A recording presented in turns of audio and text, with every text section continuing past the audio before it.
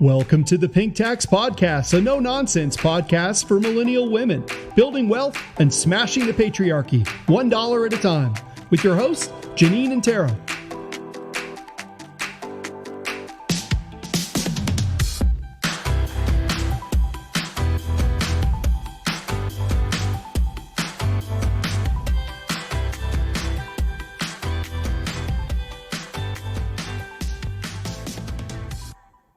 Hi, Janine. Hey, Tara. How are you doing? It's been a minute. Yeah. It has been a minute. I feel like it's been a while since we, sat down to record, and a lot, and also not a lot, has gone on during this pandemic. Mm-hmm. How have you been holding up? It's okay. We have some help right now from the parental in-law units. So that's good, but it's not ideal.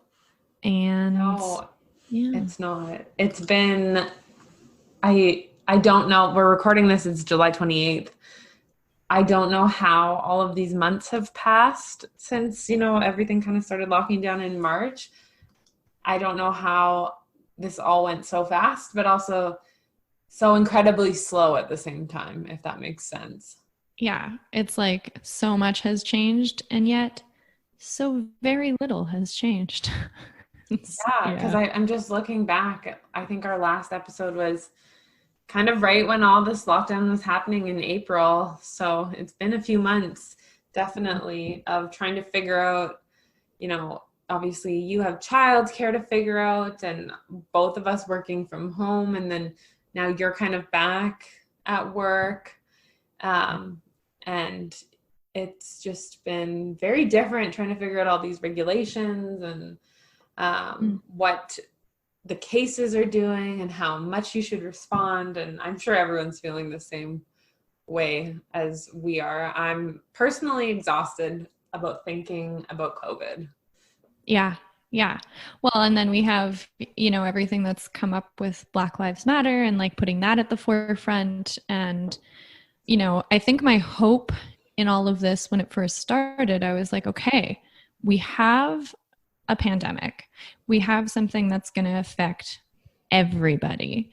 Okay. Yeah. So like viruses aren't racist. They're not sexist. They're not homophobic. I mean, we try to make them like that, but at the end of the day, like it's our systems that cause certain folks to be more harmed or less harmed by things like viruses or access to like drinking water, healthcare, or education, like that kind of thing, right?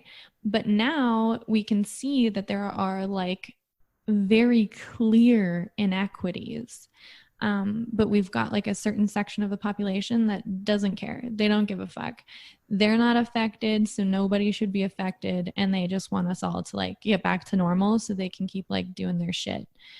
And then you've got like another section of the population that might be a little bit affected, but not enough to like really care if like a poor person has to go to work without like any safety measures, or if like Black people are being killed like disproportionately, or like Indigenous people are being killed, or affected by Canadian genocide and like access to drinking water, and that kind of thing, right? And then you've got like a ton of men that like just do not care that 3 or 4 decades of like lady-led activism is just being completely flushed down the drain, because nobody cares enough about women's work still. Yeah, so that's where there's a lot for sure. I think definitely this pandemic has brought a ton of inequity and injustice to light, and I think that's kind of where we wanted to start today, isn't it? Yeah, I definitely wanted to touch on that. So, we've got the personal finance focus for this podcast, but like several times we've gone a little bit more broad, and the things that affect the way we engage with personal finance, the way that we engage with paid labor, and the way we engage with the economy, and the way we engage with investing and saving and general financial literacy. So I have a question for you, because we'll do a little recap. Okay. Who do you feel is able to participate in the personal finance realm, or become financially literate? That's a really interesting question, because during this pandemic, there's been a lot of, or a few, I guess, maybe, of situations where some of the personal finance community has been seen in a different light. I think, again, kind of going back to the fact that we are seeing, just how racist and sexist, etc., homophobic some of these people are. And there has been a few examples of that in the personal finance community. The biggest one, and I'll talk about it openly, is with Fincon, and the founder of it. He's a cis white male, and he made some comments when the Black Lives Matter movement was kind of just taking off that were not well received. And so I do think in the personal finance community, it probably follows kind of exactly what you would expect in society. So, white men that are married to wives and have either their wives staying home to raise their children, or I guess they're dual income earners, probably followed by white women that are high earners as well. So yeah, I would say those are probably the two biggest categories that are part of the personal finance community.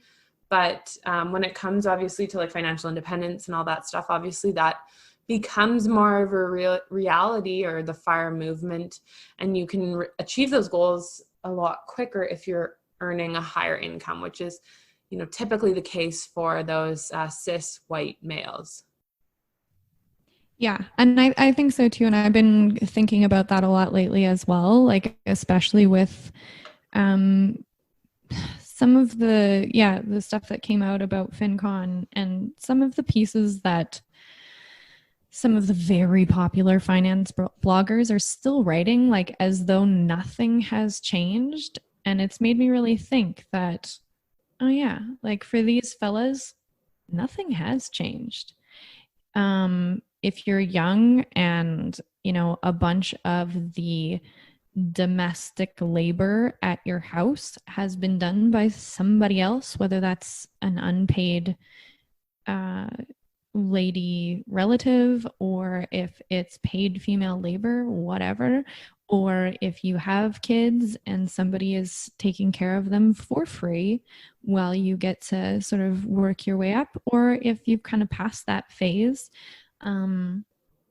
whether you had kids or not, but just had basically somebody else taking care of you at a discount for a large portion of your life. And then the things that I've thought of, like since getting involved in personal finance, and like having grown up pretty poor, like not super poverty level, but my parents did grow up in poverty, and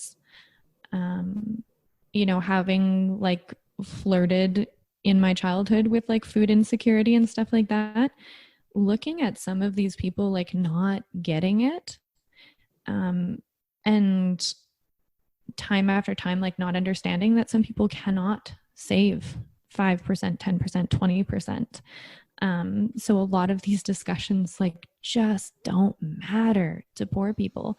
And then seeing folks like en masse lose their job. And I was thinking, okay, so this is affecting the middle class. Now we're going to see this is what people mean when they say food insecurity. This is what people mean when they say they cannot afford a roof over their head, and they make the difficult decisions about what to do with their kids, or what bill to pay next, or what debt to use to finance other debt. And it never happened. I feel like it just really never happened. And then when you add in like the racial inequities as well, and those for women, we call it like glass ceilings, but they're just walls. The barriers of white supremacy and of the patriarchy, and then to a pretty large extent entwined with both of those ideas of people like hoarding a vast amount of wealth globally, and then widespread income inequality. It's like I mean, out of personal finance. I'm pretty sick of hearing about, oh my God, we need to go after the fraudulent CERB charges. Like, you're really going to go after $2,000? Like, hey, I'm not here to say that tax fraud is a good idea, but, we're going to focus on $2,000. Like, I said this to someone on Facebook. I was like, you're letting the billionaires trick you. Like, you're focusing on $2,000 where there are billionaires that have, offshore bank accounts that are hoarding, and then we talked about this in a previous episode, millions and millions and billions and trillions of dollars that they're not paying tax on. And we're focusing on, $2,000 that, there are probably some fraudulent CERB claims. And some people probably use them for things maybe that they weren't, I guess it wasn't intended to. But also some people probably just used it to keep a roof over their head or put food on the table. And so it's like, are we really going to focus on that? Yeah. I think a lot of people used it to keep a roof over their head and food on the table. And I think a lot of folks probably didn't understand what the criteria was either. Like, this was very rapid. It was quickly developed. It was quickly rolled out, and it was meant to patch a hole in the system that should have been fixed a long time ago, by collecting tax on very wealthy individuals and corporations, and ensuring that every single citizen in our very wealthy nation, and very wealthy world, when you think about it, had enough to eat and had a roof over their head. That's pretty basic. And there has been some sort of like advocacy or announcements for charging people up to $26,000 for CERB fraud. However, how? But wait a minute. Do you remember offhand how much you could deduct in RRSP contributions in 2019? We could have rich people deducting more to lower their taxable income. Like, some rich dude could write off yesterday $26,000 of his income on his taxes legally, but we want to charge poor people $26,000 in fines? Are you kidding? Are you kidding? Jesus Christ. Yeah. That's when you just know it's just so out of touch. Yeah. Yeah. And I remember early on having these social media internet arguments with people like, no one should like defraud the government, get at these people. And it's like, this person has not, like, this CERB recipient has not even received as much as the maximum contribution to a rich person's TFSA this year. Like, I could put $6,000. No words. I didn't even think about it from that perspective, but God help us. Right? And I'm not saying that everybody that maxes out their TFSA is, making bank or like whatever. No. And like, I think, but that's the point, right? Like, someone who is a multimillionaire maxed out their RSP and their TFSA. Yeah. They were able to deduct 26 grand or whatever the RSP contribution deduction limit was. But like, someone applying for $2,000 of CERB, they're the criminals, right? Yeah. And I've been thinking about, what we criminalize and what we do not.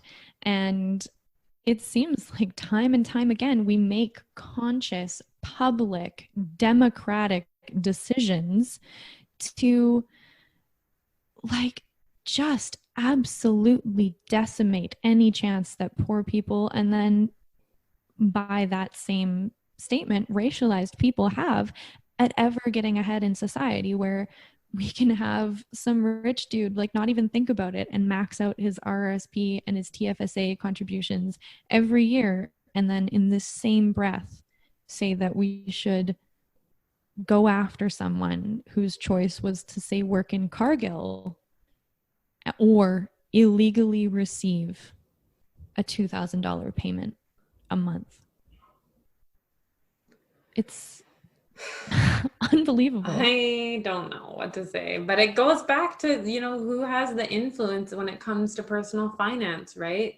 Like the upper middle class, and not even upper middle class, the upper class is able to make these deductions and get huge tax breaks because they have the political, maybe it's political will to, you know, get those deductions or influence or lobby those government officials. Yeah, they have the time to do this. They have the time to lobby. They have the money to find somebody who has the time to lobby. And they have the education to understand what's being said, like not just in meme form, but to really understand like the intricacies of some of the bills that are passed, of, you know, the income tax acts, and codes that, you know, govern how regular taxes are filed. And they have the education, the time, and the will to understand, you know, a friggin' omnibus bill. Yeah. Oh, that's so disappointing to even think about it from, I'm still stuck on the RSP deduction. It's like I can't get over it. Right? I didn't write it down, but I remember I used it in an argument. Let me just look it up real quick. RRSP dollar limit, $26,500 for 2019. That's how much you could contribute. 18% of your income, as long as you didn't have a pension adjustment, up to a maximum of 26,500. And there are lots of folks that get there. Totally. Of folks that get there. Yeah. And especially if you have like RSP matching and stuff, and it comes automatically off of your paychecks, like it's, I don't want to say it's easy to get to 26,000 because that's definitely not the point I'm trying to make, but like it is possible for an upper middle class person to get to 26,000. So I don't doubt that, you know, the 1% or the top 10% are getting there full stop in the first couple of months. Yeah. And these are the people that are making the decisions too, as you said. These are the people that are making the decisions. So they're the ones that are going to say, this is legal and this is not legal. Well, let's look back at 2015, right? Like what happened when the Conservatives were trying to win another election? They increased the TFSA limit to $10,000. Why? Because it's a place for people to store their money and grow it tax-free, which, hey, I'm all for. But how many people that are in the middle class have an extra $10,000 sitting around? Yeah. So I guess to that point too, because we've talked a lot about how the TFSA is like a great place for ladies to start, you know, getting some return on their investments, growing their wealth, making a plan for the future, to not end up as the statistics that I think we've talked about at length of how ladies sort of end up in a worse financial position than men. So to that end, as relatively privileged ladies, what do you think, what would you be willing to sacrifice in the system that we are in to ensure that it is more equitable going forward? I think there probably needs to be, let me just think about how I want to say this. So I think a couple of things. I would be okay with like a clawback on some of those tax shelters. So whether that's your RSP or your TFSA or something like that, I would definitely be okay with that, like things that lower my tax bill.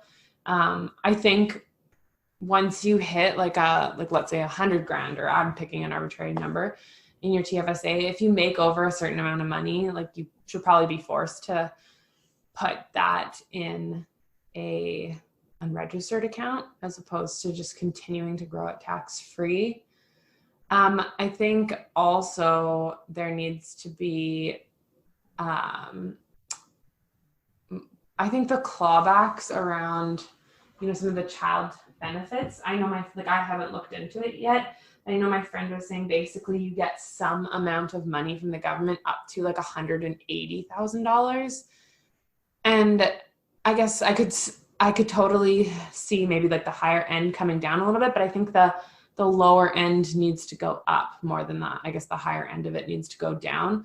So if that means adding a wealth tax to fund that, or adding a wealth tax to fund, $25 a day daycare across the country for low to middle income folks, like add that onto my tax bill too. I think that's kind of where I see what I guess I could give up when I look at what is part of my annual tax return.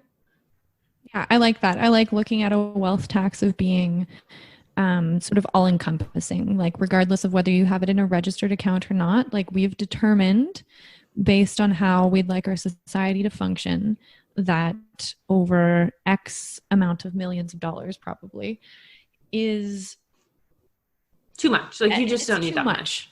Yeah. It's an unsustainable amount of wealth for one individual or one family to hold without giving more back to the society that we live in. I like that. And we can't leave it to rich people to just make charitable contributions either, because then they get a tax deduction for that too.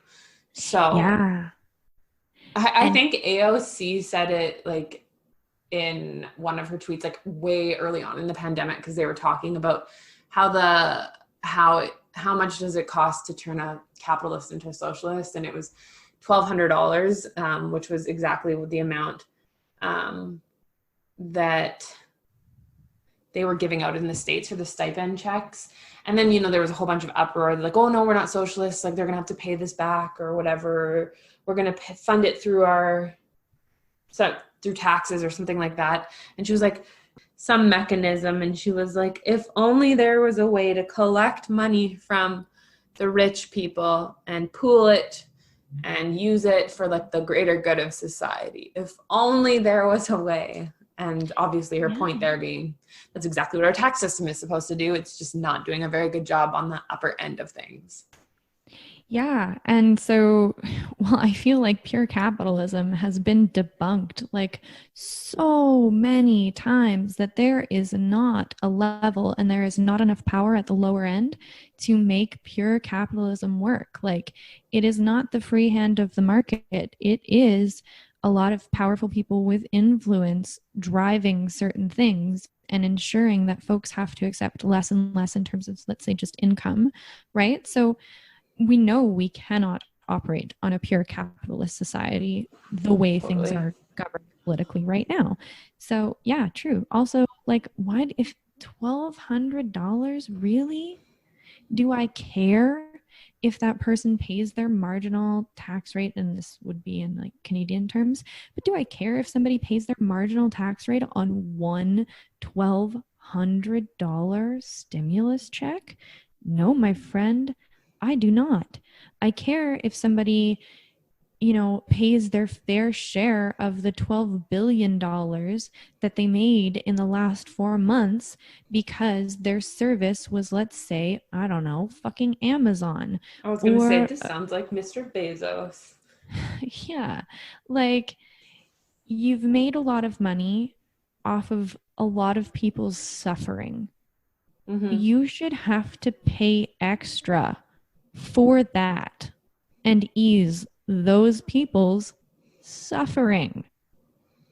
Totally. And a lot of people get their again, like I feel like we as a society have let the billionaires trick us, and by that I mean there's people complaining about the fact that like oh, I can't get my workers to come back to work because they're making more on CERB than they would working their job. which like I don't actually know if that's true, but to that I say, like, why are you paying your employees so shitty? Like $2,000 a month is like no money in today's world, in a major metropolitan city. Like $2,000 a month covers our mortgage, and we have a very low mortgage, and that's it. Yeah. And also, how dare you? Like, how dare you frame these people who are scared, who are in a pandemic, Totally. who are making very little money regularly?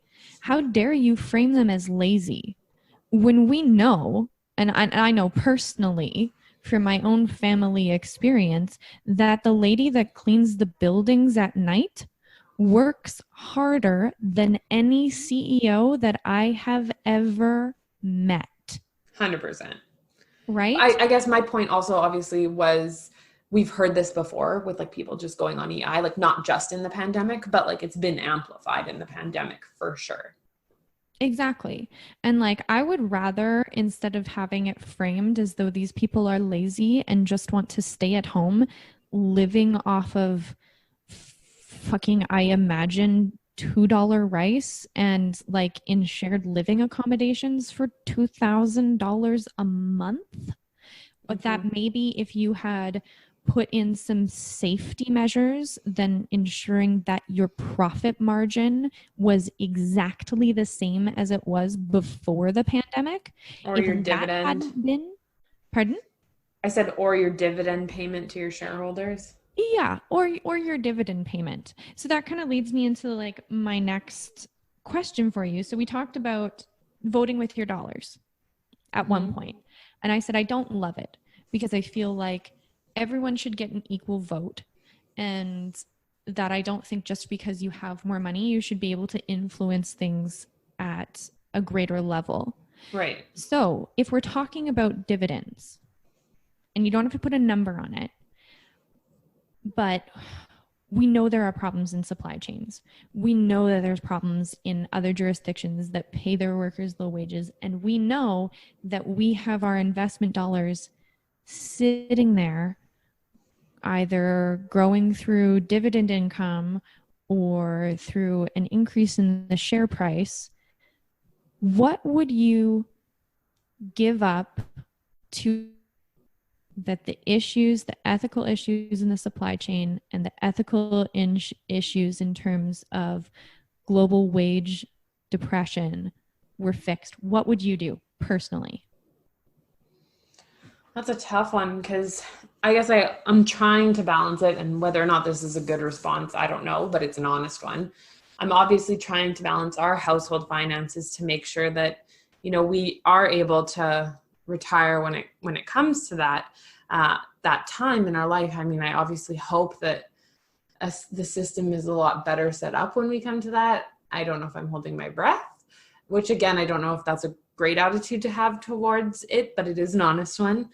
I think I'd like to say that I would pay more in fees for sure, and maybe expect lower returns. But, you know, when we start to see companies like Wealthsimple talking about the fact that they had lower fees now for their socially responsible portfolios, and they revamped it,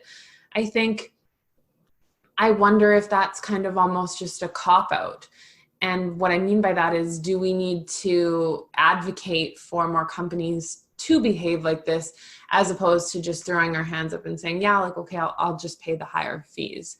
So I don't know, that's kind of a terrible answer. I don't think it is a terrible answer. I do like how you said, like, this is an honest answer. And because I've been thinking about this a lot too. You know, I know that every single item that I buy, if I dug deep enough, there is going to be an issue in the supply chain. I know that. Mm-hmm. I know that whether it's the avocado that I bought or if it's my smartphone. I know that there are ethical issues in every single supply chain worldwide. But we can't just go off the grid and make our own clothes and have our own sheep. Exactly, yeah.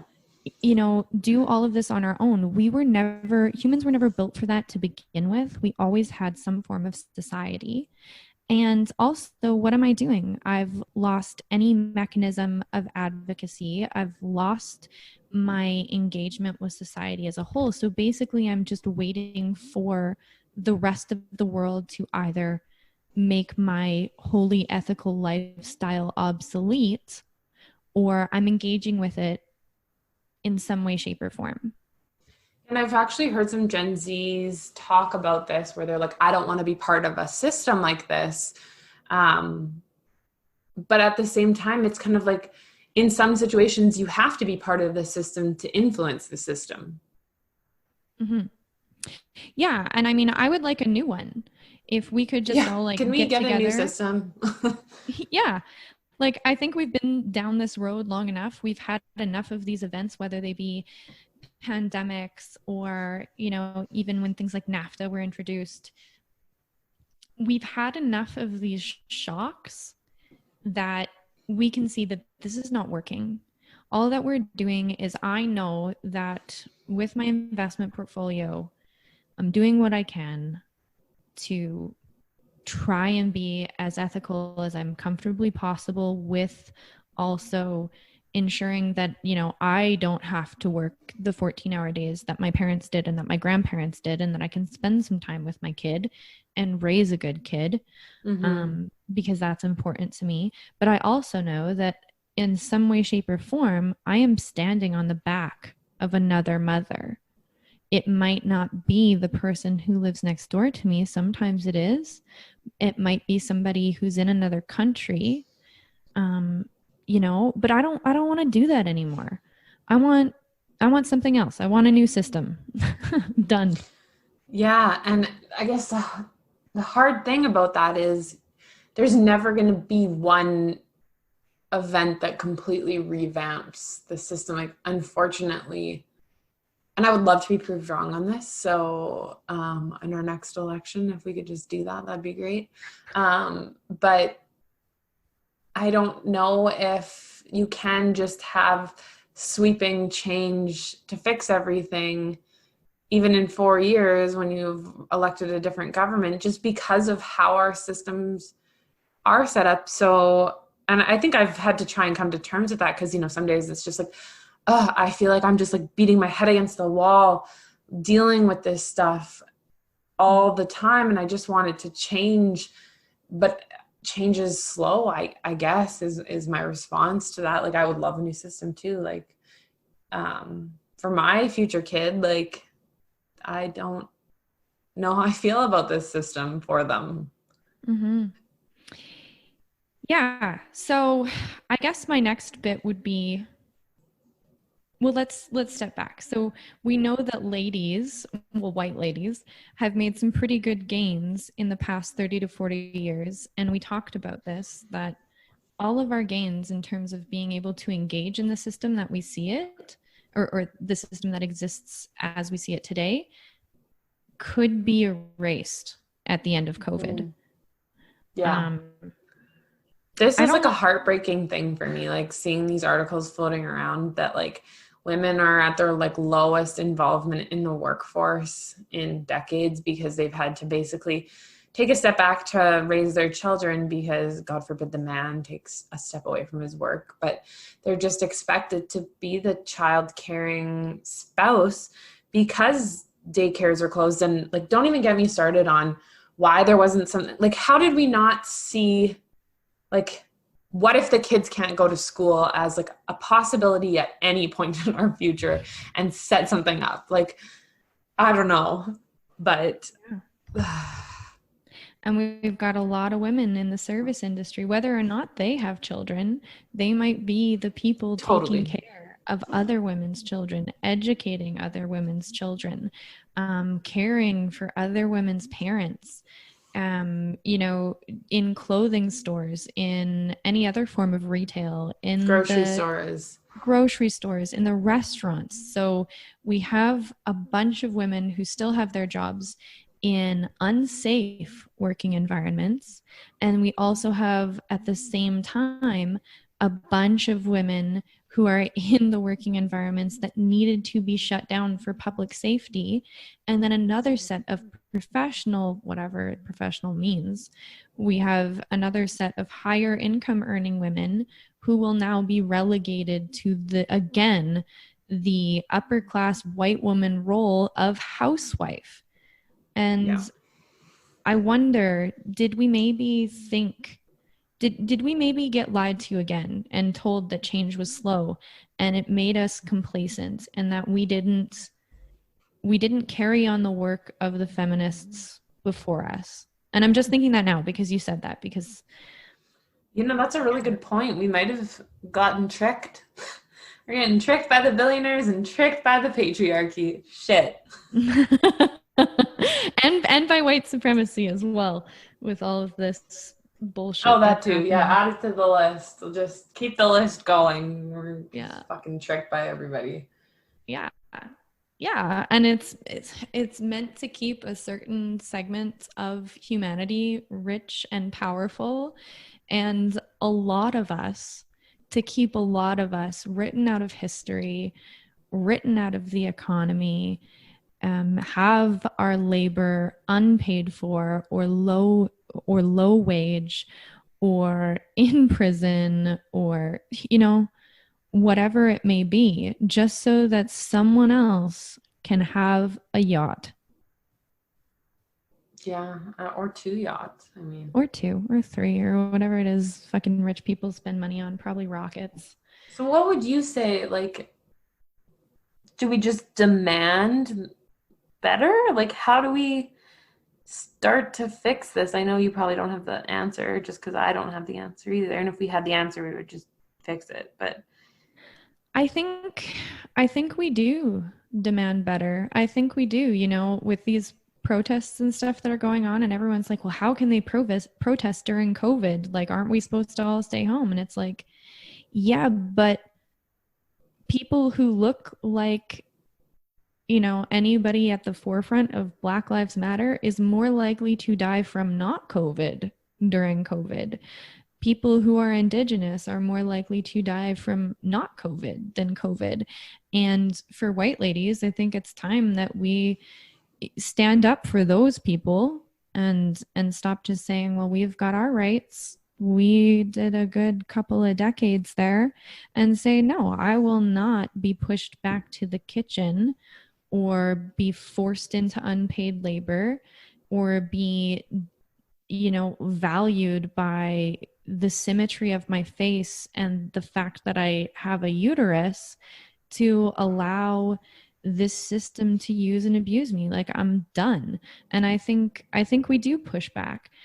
I think one thing that we need to determine before we do is, what would you imagine a better future looking like? So for the women who come after us, and I don't think we're going to be as powerful as maybe those who have come before us, but I certainly hope we're more intersectional at the very least. But what would you hope, if we are successful in changing the world in our lifetime? What do you hope that our feminist children grow up and inherit from us? I think a few things a few concrete examples come to my mind. The first being equal representation in executive management of companies, in board makeups. So, obviously I'm not just talking about men and women. I'm talking about, equal representation across all races, sexualities, all of that. I think that would be something that I would be proud of. I think the ability for there to be daycares on site at a low or free cost for all parents is something that's incredibly important and incredibly valuable. It's a lot easier for a mom to go back to work at 6 months if she wants to.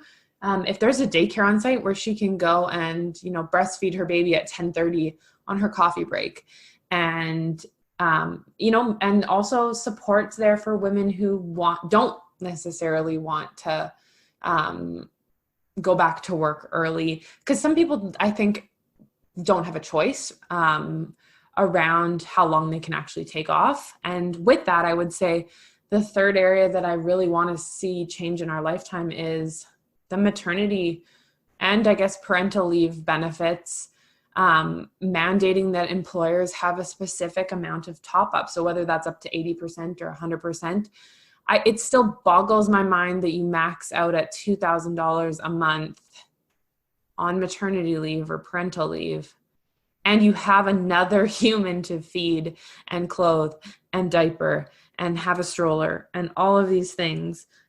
So you have more expenses, and they're saying, we're going to give you less money. And I totally get that there are limitations on what the government can give every Canadian, and I get that, but then let's force employers to do it. Let's force them to top you up to your 80% or 100% of your salary. So maybe those three things I would say would be the things I would be really proud of if I left this earth and those things were sorted. Yeah.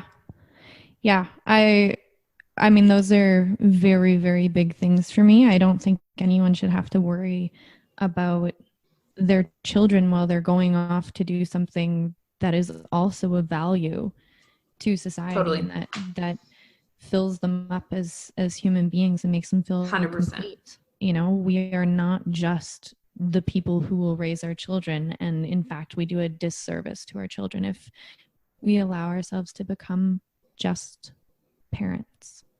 You know, one thing I've been thinking of, and I think it's just from my own childhood experience and my parents' childhood experience, my grandparents' childhood experience as well, as the outbreaks at like meat packing plants and the situation with migrant workers and where they are, you know, brought into our country to pick food for us and, you know, treated as subhuman. It's like, call it what it is. It's like modern day slavery. It is. Right, because they're tied to what the company will, you know, end their visa here and send them back if they don't work in these conditions, right?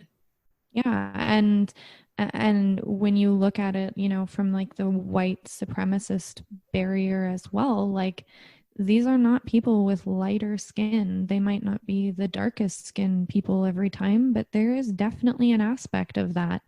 This is not, I probably about my kid ending up in a migrant working, farm working position where I have to worry about her health and safety, right? So for me, I think like food security is huge. Mm-hmm. I don't know if I want anyone to pay for food going forward. I don't really know how that would work. You know, that's there are going to be, like, I mean, there's always going to be something that's in like greater demand. Yeah. But did you ever watch like, what was that movie, Interstellar? I think so. Yeah. It was obviously like a few years ago, but if you remember from that movie, they have to like find a new Earth or whatever is the whole point of it. But the interesting part from a societal lens was they like don't need any more engineers or doctors or something. Mm-hmm. They like are assigning people roles of farmers because they have a food shortage and they can only grow, I think it's like corn or something, because there's so much global warming that the sun doesn't come through enough or something like that. I can't remember, but interesting on the food piece, right? Like not necessarily that we need another planet. That's a whole different podcast, I'm sure. But does it come to a point where, you know, we make it so that people don't have to pay for food and we are assigning workers to become farmers because they are integral to how our society works? Yeah. And I mean, I wouldn't necessarily want to take away, because I feel like the system that we're in already limits people's potentials so much. I'm sure we have people who would be amazing astrophysicists that just happen to be born in a location where their upward mobility is capped at maybe migrant worker or maybe, you know, mid-level management of what have you, right? So I don't want people to pay for food anymore. I want people to know that they can have food. It might not be what we see now. And like from the environmental perspective too, it might not be avocados in December. That's fine. I would sacrifice avocados in December and my guacamole fix. If we I don't know if I'm willing to go that far. I mean, how am I going to buy a house then? Yeah, how can we afford houses if we don't have our avocado toast? Well, like, actually, I guess it'd be the opposite. I would have so many houses if we didn't have avocados in December. I would have all of the houses.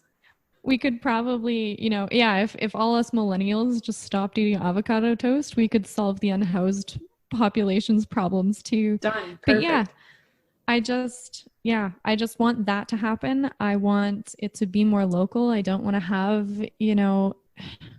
I'd rather pay more if I were to, eat a lot of meat. I'd rather pay more for meat. Totally. Than have like Alberta would die though if we brought in a meat tax. Like we thought the carbon tax was wrong. Or if people thought the carbon tax was gonna kill them all, then the meat tax would just send Albertans into a oh my god, yeah, it probably would. Listen, like we're not gonna stuff together 1,000 people who are here on work permits or have never applied for their permanent residency because they didn't realize they could. We'll stuff them together rather than have like a local butcher down the street. Like, I mean, honestly, put old stock in front of it. We probably could convince a lot of Albertans to do a lot of shit that they don't actually apparently agree with. Yeah. But yeah, like, just, I don't want the person carving up cattle to be exposed to pandemics in that way. Like, I don't want that. I would rather have a local butcher. I would rather have, like, not a city or like a farm in a city or like have these plants like closer. I'd rather like be neighbors with a butcher or a farmer than, have such a disconnection to all of these folks that ensure my survival. Like 100%. 100%. Yeah. So that's, I don't know. I have a lot of opinions and maybe we can kind of add that to the end of all of our podcasts. What would we change today? What's the issue of the day for the better feminist future? I do want to touch on some stupid fucking ideas though. Okay. So I love a good stupid fucking idea. So there have been some ladies on the interwebs who have not read any feminist history or literature. And it fucking shows. It really shows.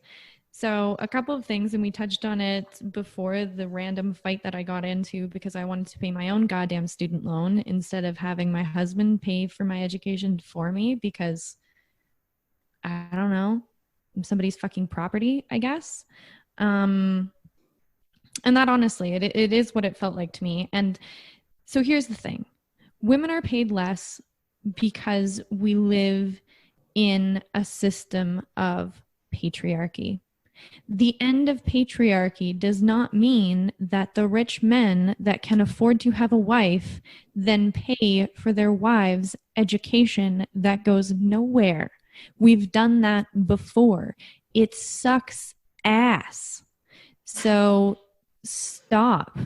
This is not an individual problem. This is not a marriage problem. We don't have to erase people who are in same-sex relationships. We don't have to erase non-binary people anymore. We just have to say, listen, I have maybe XX chromosomes, or I have a uterus, or I don't, and I am a woman, and I deserve the same fucking expectation for the education that I earned, and I contribute to society and should be respected as such. I don't need my husband to pay for me. So that's a stupid fucking idea. The other stupid fucking idea is that women should pay less tax than their husbands. Again, hetero cis normative as fuck. But also, listen, we know that men are going to earn more than women because we live in a system of patriarchy. So the issue is to not tax rich women less, but in fact, to ensure that poor women have education, childcare, fucking food, a 6 fucking hour workday, houses, like, not have to deal with domestic violence. Nobody should deal with domestic violence. I don't give a shit if access to mental health. Yeah. Like, is this the conversation we're having? Tax women less? Fuck you. There was somebody not that long ago that fought for our right to hold property, to pay taxes that is associated with holding property. There is someone that fought and that went on hunger strikes and that was beaten and tortured by our government so that we could vote, so that people will look at a woman, at a white woman, and say, you are a person. So I don't want to go backwards and say, 100%. I shouldn't have to contribute as much as society because I'm a lady. I mean, again, I think like conversations like that, I always take the approach of, it's not about, bringing someone else down. It's not about, Tara got a raise and I didn't, so Tara should, have less money. It's bringing the bottom up. So I should also be paid for that same job in this example, or I should also, have access to affordable housing or food or whatever it may be. So it's, again, we don't want to ever bring anyone down in society. We always want to lift the bottom up. Yeah. And make it equitable for everyone. And that does mean that ladies will have to pay for tax and whatever and contribute, but we already do. And a lot of it goes unseen. So let's make that work seen. Let's make the woman who is the most marginalized front and center, because I kid you not, if we make this world a better place for the racialized, and let's say it's a Black or Indigenous trans woman, I bet you if we could create a society that was perfect, that was to the ideal of making life beautiful for the most marginalized, the most racialized person, then we would probably live in a pretty fucking equitable society, because those are the people that we never think about. We never think about, how is this going to affect somebody who's trans? How is this medical bill going to affect somebody who's trans? How is this reproductive bill going to affect somebody who has a uterus? How is this go back to school plan going to affect somebody who was born with different educational needs and requirements? We never think about that. Put those needs front and center, and I think we're all going to be a lot better. I mean, I wrote down that We hope you enjoyed this week's episode. I think, as always, please subscribe to our podcast so on iTunes perfectly and eloquently, and follow us on that's Facebook, probably a good place to wrap up with this using the episode. But I'm just going to repeat it. What Tara said was, let's make life beautiful for the most marginalized women in our society. And I mean, that's it. That's the chef's kiss of the episode right there. That's the pink tax rebate. There you go. For sure.